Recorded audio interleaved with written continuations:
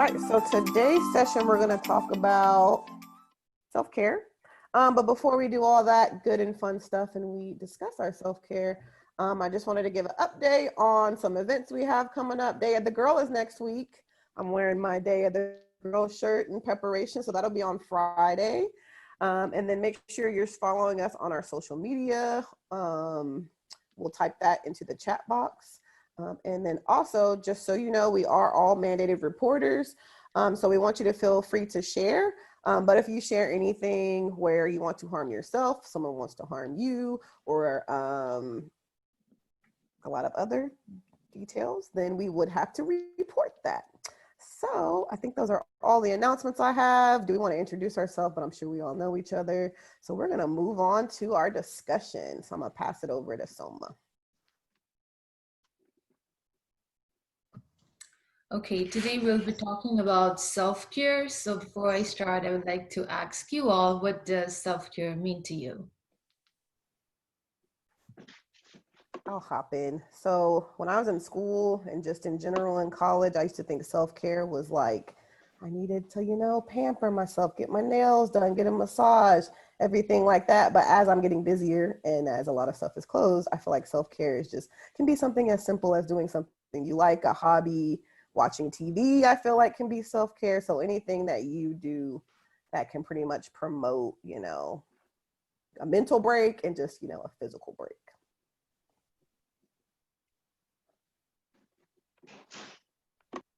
I agree with Miss Fennell.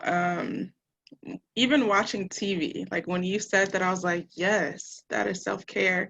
Coming from someone that used to never watch TV, like people would be talking about shows and I'd be like, what show is that? But I think during the pandemic or during the shutdown specifically, I started to watch a little bit more TV and I realized that it can be relaxing. So I actually schedule times to watch shows. I know that sounds crazy, but like I'll schedule like, okay, I'm gonna watch an episode during dinner tonight, and it gives you something to look forward to. So that to me is self-care, along with just taking time to yourself, whatever that means, whatever that looks like. It can mean something different to me than to you guys. So just something where you can disconnect from just everyday life. To me, that's self-care.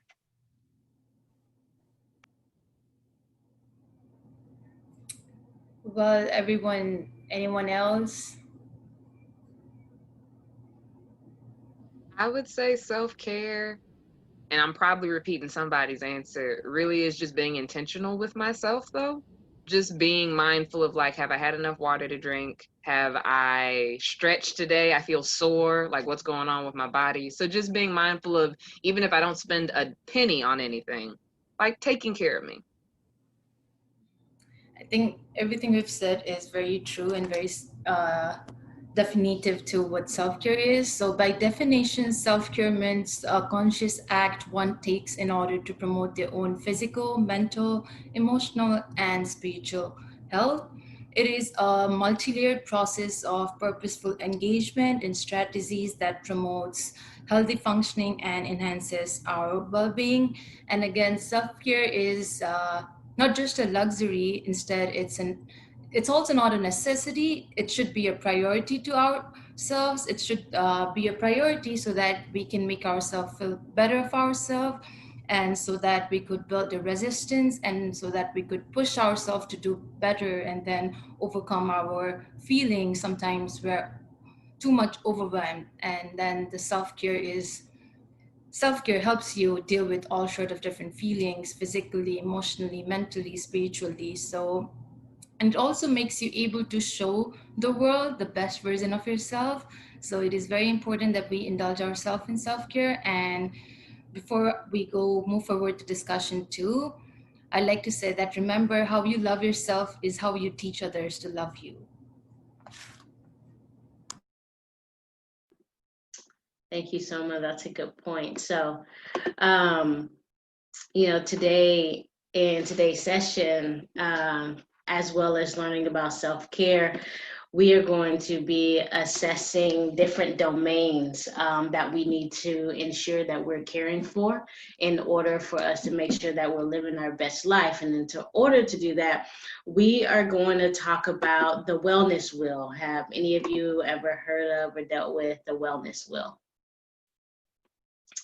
Okay, so the wellness wheel has 8 different dimensions that are on it to ensure your overall wellness and self-care. So it's a tool of self-exploration that can help you survey choices or situations that impact your overall wellness. And like each of the 8 domains are interconnected and they're all equally important. So can y'all take a guess at and try to guess the 8 dimensions of wellness that we need to be mindful of?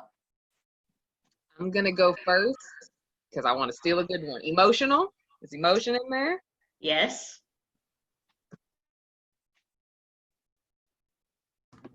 Mental. Mental. I think mental isn't an exact word, but it can fall under several of the categories. Physical. Yes, physical. 2. Spiritual. Yes, spiritual. You said there are 8 of these? There's 8. There's 8 dimensions that we need to be mindful of, that we are taking care of to ensure that we have like a full, wellness in all of our different 8 dimensions. So I'll go ahead and list them. There's emotional, physical, social, intellectual, spiritual, occupational, financial, and environmental. So we are going to take a moment to break down what each one of these mean and tell you some signs of wellness in those areas, but also give you some questions that you should ask in order to check in with yourself in your wellness and whether you are like maintaining what you need to in that specific category. All right, so now we're gonna break them down. So I'm going to start with the first one, which is emotional. So emotional wellness includes your thoughts, emotions, and abilities to deal with life's challenges.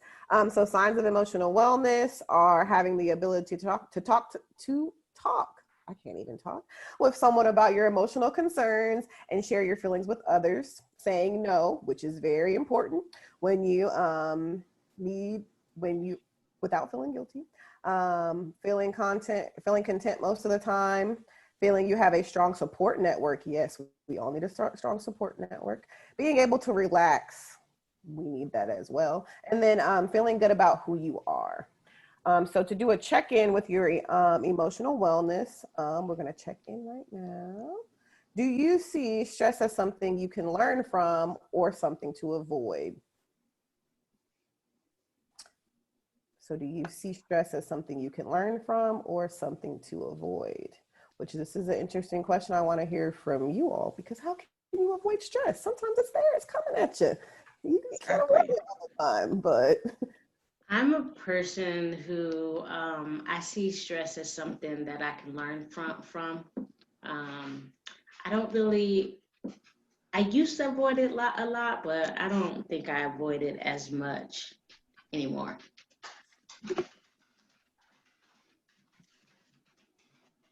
I would say that I don't try to avoid it because I think there's always something I could learn from whatever is stressing me out. So I don't want to miss out on the lesson.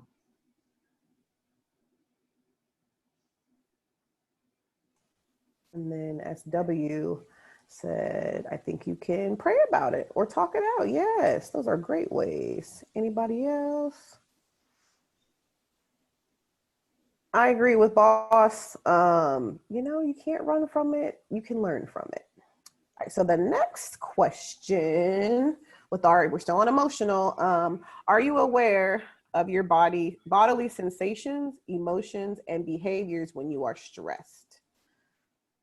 So are you aware of those different functions? What are some of the things that Sure. can happen when you're stressed? For me, I tend to stress eat. Or I'll try to like reward myself with food, or like, oh, I had a stressful day, I'm gonna have a good dinner tonight. So that's something that I've learned about myself. Another thing would be I sometimes get like knots in my stomach when I'm stressed out. I don't know if it's just anxiety or it's probably a little bit of both, stress, anxiety, but I can physically feel it in my body. So I'm fully aware of just the effects of stress, just mentally and physically with my body. Yeah, I feel stress in my stomach, and it made sense yesterday when we were on the call for coping with COVID, and the lady on there mentioned that 90% of our serotonin is like in our bellies and things like that. So I was just like, that makes sense. Like, I knew that I felt it in my stomach, and my weight gain comes in my stomach too when I'm stressed out. But just to know that much of the serotonin and things that affect your emotions are in your gut, made a whole lot of sense. I would add to that while some people overeat or eat to reward themselves, when I'm stressed, I don't. So like I completely lose my appetite to the point where I'll get headaches and I'll even have nausea because there's something in me that has me so focused externally that I don't want to put anything inside. Yeah, I'm the same. And, thinking about how it affects our tummy and things, that makes me think about children and young people, and how a lot of the time when they're stressed, they don't have the words to say, I'm stressed. So they say, my stomach hurts. Yeah,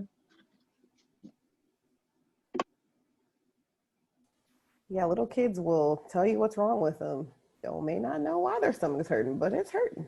All right, so we're going to move on to our next topic on the wellness wheel, which is physical wellness. So physical wellness is listening to and taking care of your body for optimal health and functioning. Taking care of your physical body will help you get through the stress that comes with school and, of course, college.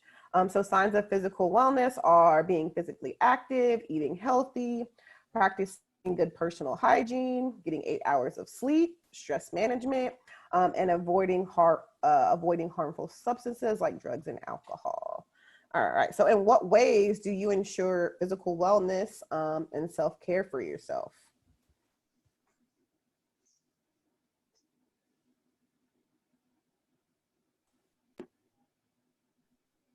Sleep. Yeah, we got to make sure we're getting 8 hours of sleep. That's always good. And that can really, something as simple as maybe getting a little extra sleep makes a difference. I haven't been sleeping well. My allergies have been crazy. And I slept for the first time in like 2 days for a long time without having to get up. And I just feel alive. I just feel alive. Any other ways? I think go ahead, Rob. I was just going to say, I think even if I don't work out for like an hour or 45 minutes, stretching and doing even just like 5 to 15 minutes of yoga in the morning makes me feel like I've connected with my body, like I've acknowledged my body before something had to go wrong with it. And I think that's something that I found really important, is to not just pay attention to myself physically when I'm hurting or when I'm upset with how I look or how I feel, but to pay attention to myself proactively physically. My physical wellness that I've really gotten into lately is bike riding. Every other day I think I've gone like bike riding, and I really enjoy that. I didn't know that I would enjoy it, but I really do.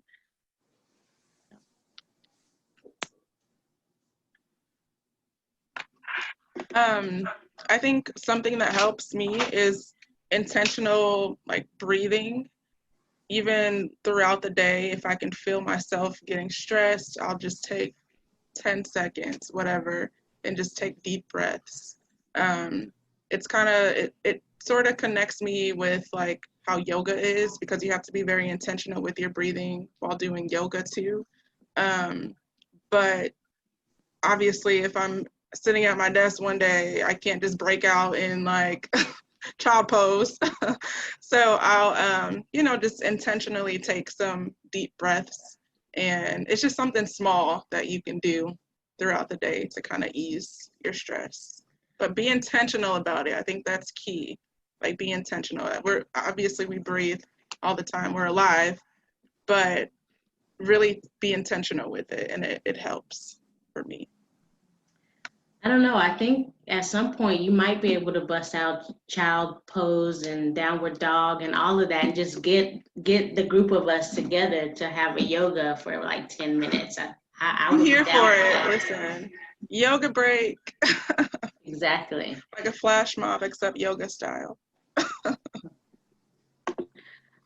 Before we moved on to the next one, I wanted to point out some questions that you can ask yourself to check in with your physical wellness. So you can ask yourself, are you getting enough sleep? Is your dieting fueling your body? Are you taking charge of your physical health? Are you getting enough exercise? Do you stay hydrated throughout the day? Or do you move on a daily basis? Oh, and So, also, do you have a habit of regularly washing your hands to prevent cold and flu, COVID? please wash your hands. You know what? All this has taught me a lot. Wash your hands, cover your mouth when you sneeze and cough. But we're going to move on. So we have the emotional, physical, and now we have social, my favorite. All right. So social wellness is having positive connections with friends, families, professors, coaches, supervisors, and anyone else. So signs of social wellness are balancing social and personal time. You have to make sure you have both. You can't just work all the time. Make sure you have time for your social life and personal time. The ability to be who you are in all situations authentically, becoming engaged with other people in your community, valuing diversity and treating others with respect, continually being able to maintain and develop friendships and social networks, because if you can't maintain the friendships, then it's a lot of back and forth. The ability to create boundaries. Boundaries are very important. That goes back to the other sign of wellness that said it's okay to say no. Engaging in relationships that encourage communication, trust, and conflict management. And then remembering to have fun, of course, and then having supportive networks of friends and family. Just always important. I feel like especially in the times that we're in now, we don't realize that social aspect that a lot of people, took, I don't want to say took for granted, but kind of like didn't think of. Even just going into the office is something that I'm like, oh, wake up, go to the desk, and that's mainly it. But all right, so I'm gonna do like boss. So to check in with your social wellness, here are some things you could do. How are you asking for help? Do you surround yourself with people who you can trust and you care about? Are you able to communicate clearly when dealing with conflict? Do you have at least one good friend you can count on, which is very, very important? And are you okay with being alone? That is also something that is important to think about. All right, so I'm going to ask this question. In what ways do you ensure social wellness and self-care for yourself? So what are some things that you all do? I am a big fan of alone time. If I need to take some time to myself, be by myself, I'm okay with that. So that helps me a lot. I would say I started creating more boundaries with the people in my life. So if it's not friendships or relationships that it's a give and take, if it's always me giving, I've started giving less energy to those friendships and relationships, not because I care less about them, but because of the self-care and social ways. Yeah, and I think that's important, especially when you're younger. That's something I wish I would have known. It's just like not putting as much energy into people who aren't going to put the same energy back into me. Not saying you don't care, but it's just like you go out of your way, and then, it's just a lot that goes on. So anybody else? All right, so now we're on intellectual wellness. Intellectual wellness is being open to new ideas, thinking critically, and finding ways to be creative. So some signs of intellectual wellness are development of good study skills and time management, which is especially important with virtual learning. Ability to challenge yourself to see all sides of an issue, being diplomatic, becoming a critical thinker, development of your own ideas, views, and opinions, imposing yourself to new ideas, people, and beliefs that are different from your own, and then becoming aware of who you are and what you value, which is very, very important as we grow. So just to check in with your intellectual wellness, here are some things, you can think about. Have you read a good book or listened to any music you enjoyed lately? For me, I have realized that I need music every day, have a morning playlist. That's just something that, helps me. Do you believe that your intellectual growth comes from what you learn in or outside the classroom? So that's interesting because, we have to learn some things for school, but, you can also have your spare time where you could learn stuff that you want to learn. How comfortable do you think you will feel asking your professors for help?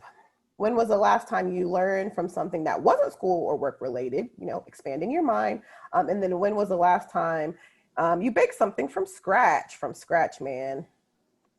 I don't even baked. Maybe, that's a good one, but that's something, that you could do to help your intellectual mind. All right, so in what ways do you ensure intellectual wellness and self-care for yourself? So how do you stimulate the mind?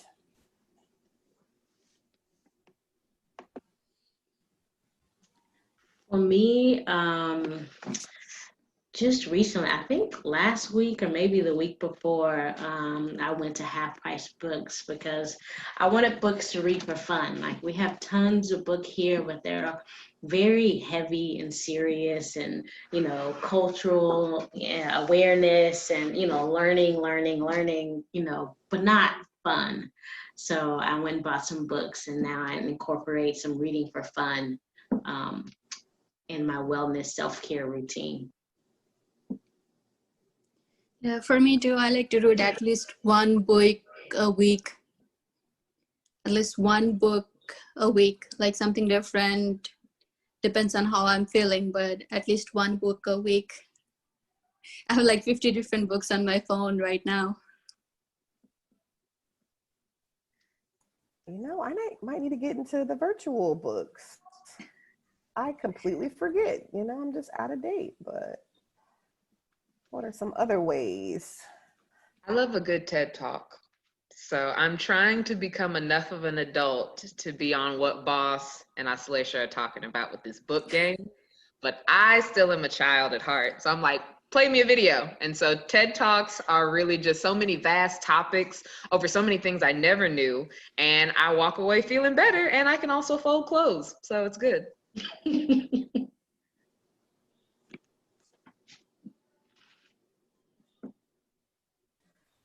And then SW said music too. So I just, music is just so great, and I don't like silence. I like a little background noise. So I have a morning playlist, very inspirational, just gets me going. I have a traffic playlist so I can calm down, may not be too intellectual, but I'm going to get on the book reading and everything else like everybody, or watch a TED Talk. All right, so on to our next dimension of wellness. We have spiritual. So spiritual wellness is being connected to something greater than yourself and having a set of values, principles, morals, and beliefs that provide a sense of purpose and meaning to life. So some signs of spiritual wellness is developing a purpose in life, having the ability to spend reflective time alone, taking time to reflect on the meaning of events in life, having a clear sense of right and wrong and acting accordingly, having the ability to explain why you believe what you believe, caring and acting for the welfare of others and the environment, and being able to practice forgiveness and compassion in life. So some ways that you can check in with your spiritual wellness, some questions you can ask is, do you allow yourself to spend time alone? Do you pray or meditate or reach out to a higher power? Do you think about the meaning of life? Do you take walks in nature? Do you pause to remind yourself that life isn't all about you? Do you put down your phone to just be? Do you practice activities that allow you to slow down? And so my question with this one is, in what ways will you or do you ensure spiritual wellness?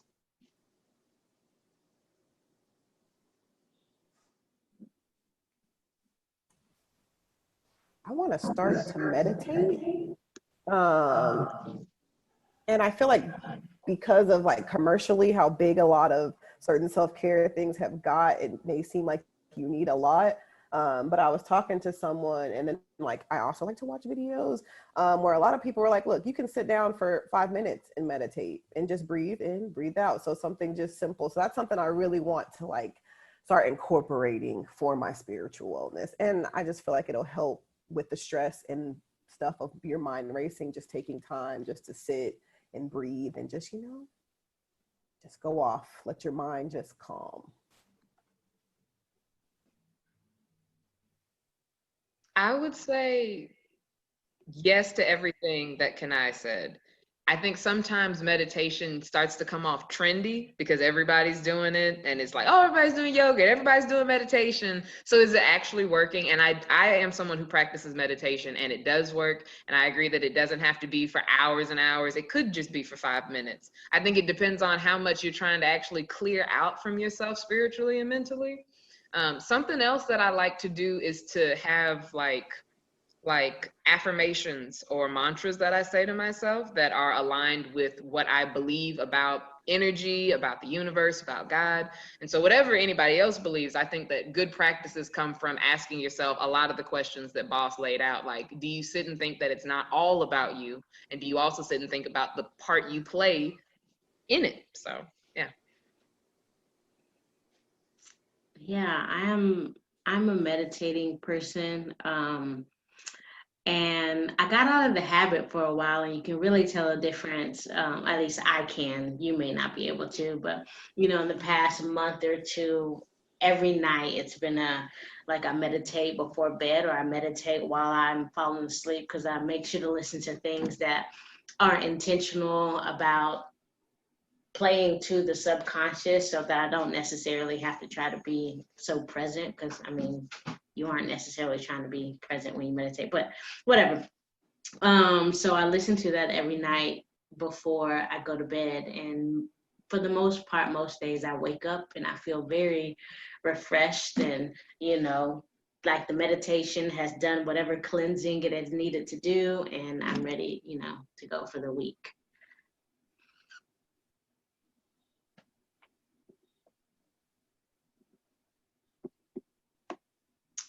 So on to our next one, number 6, is occupational wellness. So this one is in relation to work, job. So us on the call, I know will benefit from this one. And you students, whenever you get jobs, you can keep this in mind. But occupational wellness inspires us to prepare for work in which we will gain personal satisfaction and find enrichment in our life.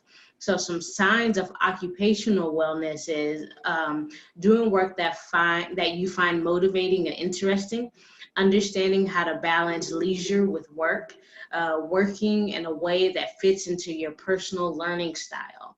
So you're a visual learner, auditory learner, hands-on learner, communicating and collaborating with others, working independently and with others, feeling inspired and challenged, feeling good at the end of the day about the work you accomplish. So, when you're at your job and it's the end of the day, like, are you drained and exhausted from the work that you do, or have you felt accomplished and inspired to continue to wake up every day and go and do this type of work that you're doing?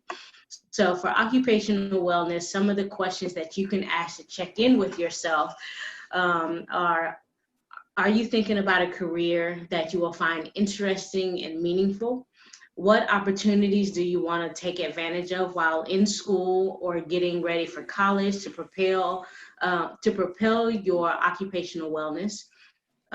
Is that internships? Do you want to study abroad? Are you interested in volunteer work, on-campus leadership programs? Like, what opportunities are you looking for? So what's your balance between works and relaxation? What occupational tasks do you enjoy?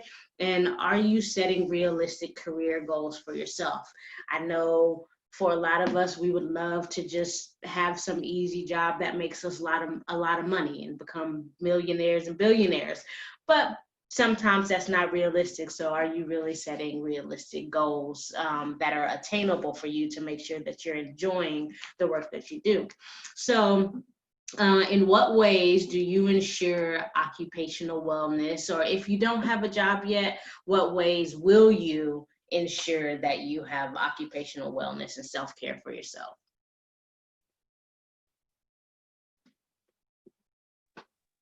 I would say that I like to make sure that in the work that I do, I tell people what I feel good at and what I feel like I most enjoy doing, so that they will put me in roles where I get to do that.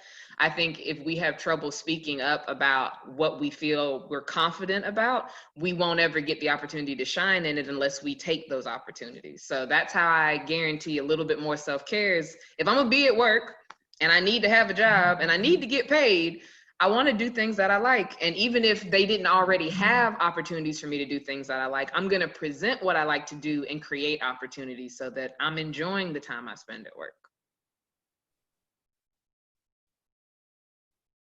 Yeah, I like that. I became over my career of having different jobs, later in life, it became important to choose careers that I actually liked and wanted to do. Being really young and starting off getting jobs, you just get a job that makes money. Like, you go and be a server, you work at Target and things like that. But it's like, do I really enjoy this? Like, I like working with youth and kids. So what kind of job is going to feed me in that area and make me want to stay at a place for, years, rather than being here at a few months and then saying, you know what, I hate this. So that was important to me, and that is important to me for occupational wellness.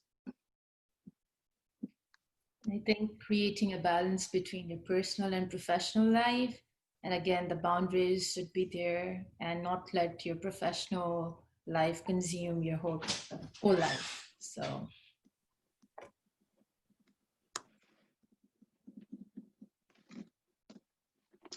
Yeah.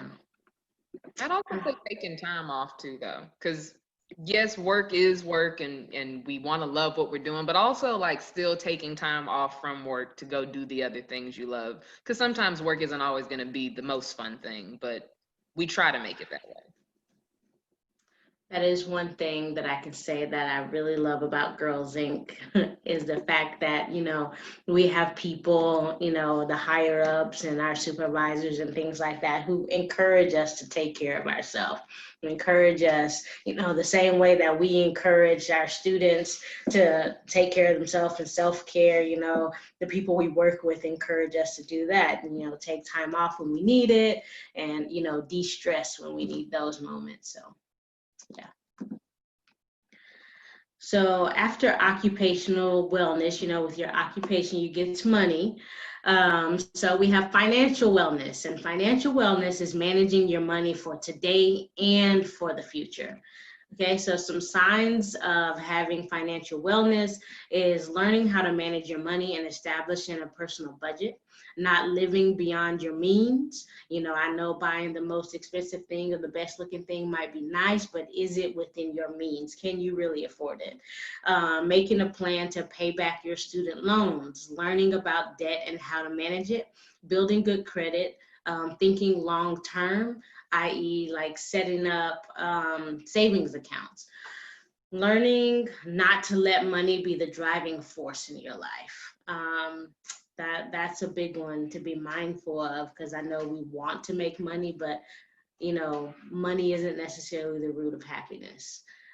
Donating some of your money, if possible, to a cause that you believe in. Okay, so some ways to check in and some questions to ask yourself to ensure your financial wellness would be, how does money impact your emotional wellness? Do you know how to manage your money so that you know what you have and what you don't have? Are you able to pay for the things that you need? If not, do you know where to go to find help? Do you have spending money saved? Will you need to find a job? And are you thinking about a plan to pay back your student loans? So with your financial wellness, in what ways do you ensure your financial wellness? Or will you, if you? I just wanted to throw that in. I just started investing. I was intimidated about it a long time because I thought I wasn't the type to invest.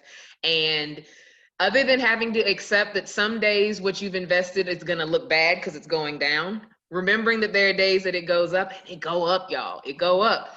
That's been a way that I feel like financially I feel more confident lately, because now my money is making money for itself. And I used to think that only rich people could say that, but I ain't rich and my money is making money for itself now. So kudos to investing. When it goes up, do you find yourself tempted to just want to take it out?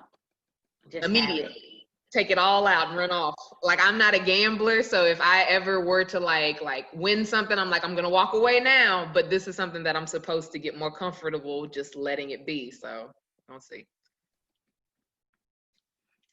Anybody else? I started a budget. Don't like it because I'm a shopper, y'all. I'll shop, and shop. But responsibly. I've always been a responsible shopper. Like, I'm not going to just buy, like, you said it in, live above my means or whatever you want to say. So I started a budget. I do feel more like at ease and more like calm. But when I go over it, I'm like, oh man, see, this is why you have it. So I feel like, that it really helps me. I feel a lot better having a budget, or also just listing all my spending and knowing what I'm spending my money on. Because that's also something that I'll need to know. Like, I gotta stop eating out. It's just wasting money, just wasting stuff. But yeah, so me and my little budget have been helping me with my financial wellness. Okay, I need to get on that, budgeting and all that. I'm slacking in that area. SW said, I spend money like it grows on trees. That's me too. Gotta stop that shopping. But did you see what she put at the end though? But I still get what I need. I said, all right, girl, all right. All right, so for our last one, number 8 is environmental wellness. And I know this is one that, a lot of the times we don't think about this as a necessity for our self-care, environmental, but environmental wellness is creating and finding spaces where you live, work, and study that help you feel motivated to reach your goals. So some signs of environmental wellness would be being aware of the limits of the Earth's natural resources, conserving energy, shutting off unused lights, unplugging things that you aren't using, things like that. So recycling paper, cans, and glass as much as possible, enjoying and appreciating time outside in natural settings, not polluting the air, water, earth, creating home and work environments that are supportive and nurturing. So in order to check in with yourself, some of the questions that you could ask is your room a place that you feel comfortable, safe, and at ease? Do you have mementos of things that are really important to you? Do you find time to explore nature? Do you love the water running? Do you leave the water running too long when you shower or brush your teeth? For this one, Christina comes in after me all the time to just turn water off if I turn my back for a second. I'm like, but I'm still using that. She'll turn it off. Like, she's good at that one. Do you recycle? Could you ride a bike, walk, or take public transportation instead of driving? How can you reduce the use of unnecessary paper and plastic products? So when thinking about environmental wellness, what ways do you right now ensure environmental wellness for yourself? I don't litter. I have not littered for many, many years. I am a stickler about other people who litter. I've just gotten to a point in my life where I won't roll down my window and yell at people who throw things out of their car. I just matured out of that because I'm just like, how dare you? Why do you think the earth wants your trash when you don't want your trash? How dare you? But other than that, I would also say I'm getting better about turning the water off behind myself quicker. Like if I'm waiting for water to heat up, that makes me anxious now. I'm like, I wish that I could just be more comfortable with the cold shower because this seems wasteful, especially with how much disparity there is with clean drinking water. So I'm really mindful of that. But nah, I can't bike to work. It would take me years. It would take me years. I actually was having a conversation with Christina last week saying, I think that I could bike to work because when we go biking, we bike for like an hour and a half. And I did the route on my GPS for biking to work, and it'll only take me 32 minutes. So I could do it.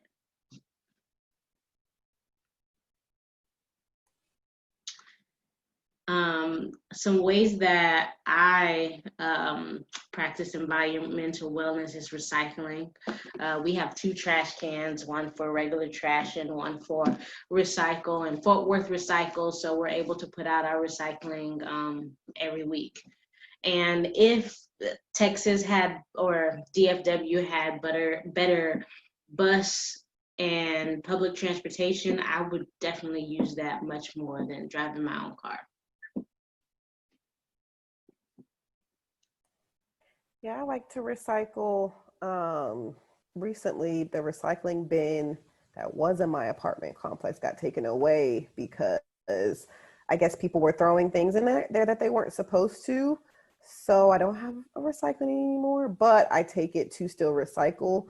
So that's something I took for granted that I wish I still had. But then it also makes me think, well, man, was my recycling ever being recycled if it was contaminated? So now it makes me think that I'll probably just take it to the recycling center anyway, because at least I can see and I know that it's where it's supposed to be, and hopefully it will be recycled.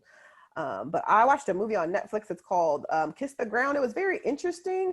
So I want to be a lot more cautious about environmental. Like I live far, I couldn't bike, but I would take public transportation if it was in the area, and just little things like shutting off the water that we don't think makes a difference, but it makes a big difference. Even like the littering thing. I've never littered. My mom would. Oof. So I'm with you, Raw. I don't understand why you can't just wait till you get home and throw things away. So yeah, there's a lot of simple things that we can do that we don't think of environmentally that can help.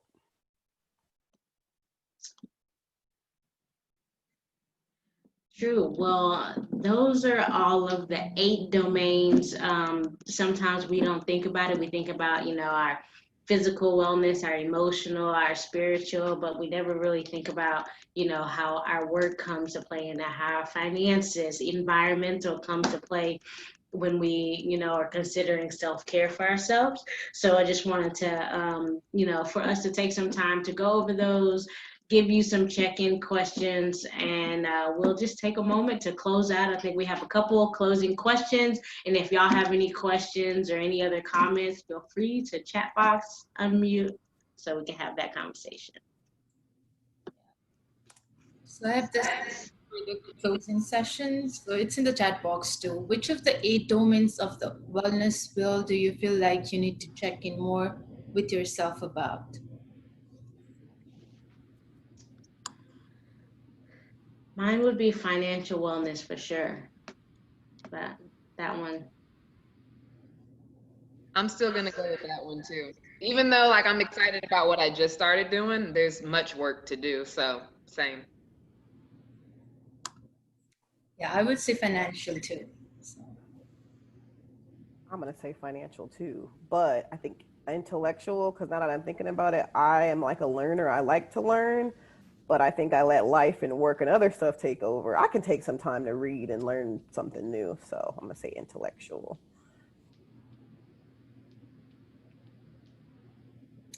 With how, go ahead, Soma. I was just gonna say with how much we all just said like financial, like self-care, we're all excited for Frost Bank coming to you in October on Tuesdays. It's not recorded though, y'all, so y'all need to register so you can get this financial literacy with us. Go ahead, Soma. Yeah, I was going for next question if you're done with that. So next question is, in what ways will you ensure that self-care is a priority?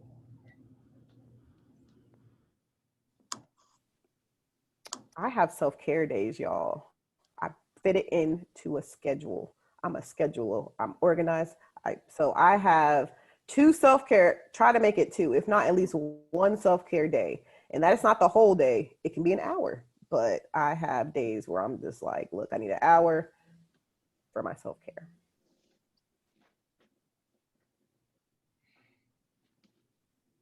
I would say that I stop guilting myself for when I have thoughts like, I'm too tired to do that. And instead of telling myself, like, you need to not be lazy and you need to go ahead, I might genuinely be too tired to do that, and giving myself permission to be too tired sometimes. Yeah, rest is self-care. And I think habit of seeking. What will you add to your daily self-care routine? I'm gonna say, I'm gonna actually look at how much I spent that day.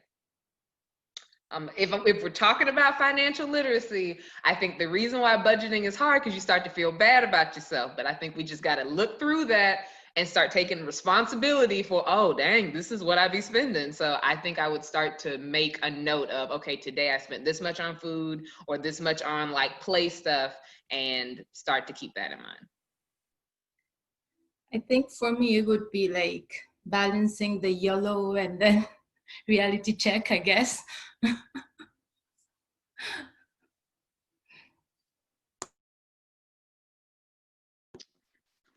I like your idea, Ra. I mean, I can't say, I'm not gonna sit here and lie and say that I'm gonna do that every day because I feel guilty. I'd be like, I don't want to look at this. I just paid rent. I don't want to see what else. But that's a good one to keep in mind. I'm gonna keep in mind and I'm gonna work towards that goal. It really helps, y'all. Who would have thought? I started last month and I went over, but it's the first month. It's going to be okay. And now I know what to improve on next month. But I might, try to just take some time. I don't want to say meditate, but take like 5 minutes and clear my mind. So that's what I'm going to add.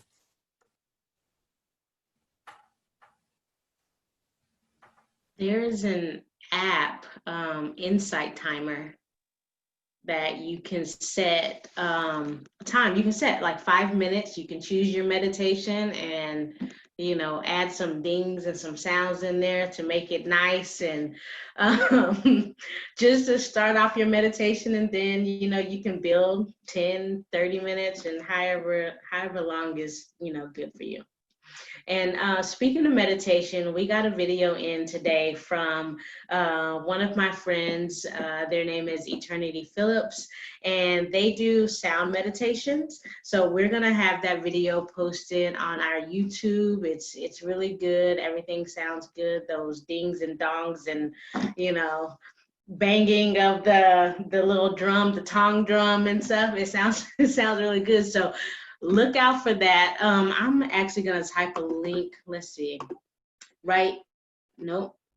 Let me get that YouTube link for y'all so that you can have access and just check in on that like Friday evening, Saturday morning, and learn a little bit about sound meditation, the benefits of that, and even take a moment to do some sound meditation. So.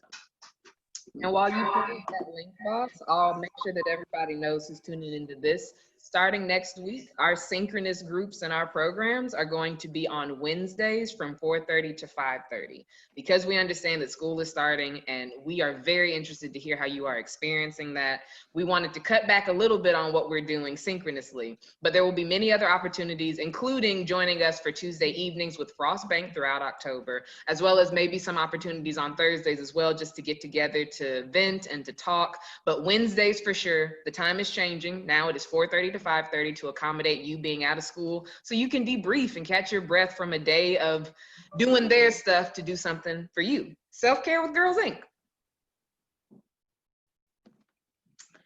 Well, thank y'all. Think that is it for our session. So thank y'all for tuning in. A reminder, next week is, what is it? What's next week's Day of the Girl? I almost said Girls Expression. It's not Girls Expression Night. Day of the Girl is next week. It is Spirit Week all week, right? Yes. All week we have Spirit Week, so tune in to our Instagrams, to Girls Inc. social media on Facebook, on Instagram, TikTok, all of the places, so that you can be aware. And then tune in with us on Friday for some celebration for Day of the Girl, because it's a day just for you. All right, y'all. Well, it's been good. It's been real. Nice talk as always, and I'll see y'all later.